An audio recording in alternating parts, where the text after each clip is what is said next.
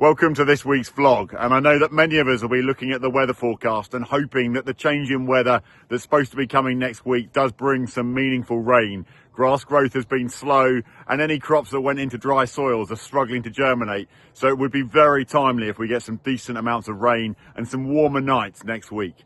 Now, the volatile political world continues this week with everything that's going on with the tariffs from President Trump over in the US.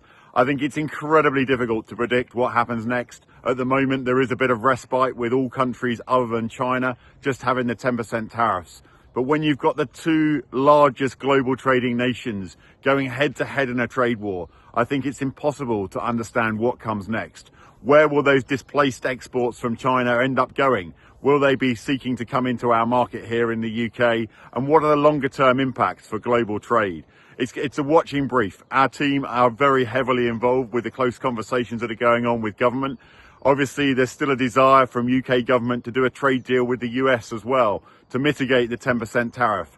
And again, our trade team are very, very close to those conversations. At the moment, there is absolutely no deal that's been done, and we just keep a watching brief. We have our red lines. We absolutely must uphold our high standards of animal health and welfare. We cannot cross those red lines, and we cannot face further unfair competition.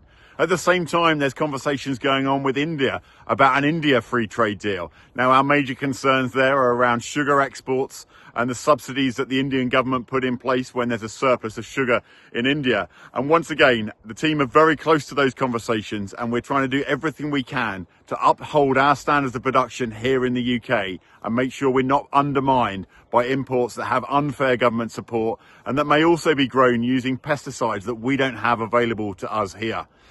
Now, the other elements that's going on this week, we've had the announcement of the Farm Profitability Unit, which is going to be chaired by ex-NFU President Baroness Batters. We'll be working closely with Minette to try and develop the work streams that she wants to look at as part of this profitability review.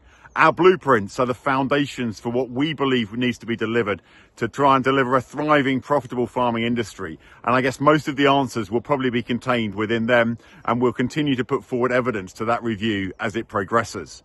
I'd now like to hand over to David, who's going to give you an update on the Sustainable Farming Incentive. Following the shock closure of the SFI scheme last week, we've begun the process of working with Defra on the next version of SFI. And right from the outset, we made it clear at the round table we called the following week with the Minister that SFI must remain a universal scheme accessible to all areas of the country and all sectors. And that Defra have to have a clear plan of how they're going to rebuild trust in elms with the industry. We've been hearing your views through webinars and Call First, and two things that come through really clearly is you like the choice and the flexibility of SFI, and that must remain there in the future. We want to continue to hear your views, so please go to NFUonline, complete our short survey. 3 simple questions: what you like, what you didn't like, and what you want to see change. Creating another version of SFI is a real opportunity. We must be ambitious.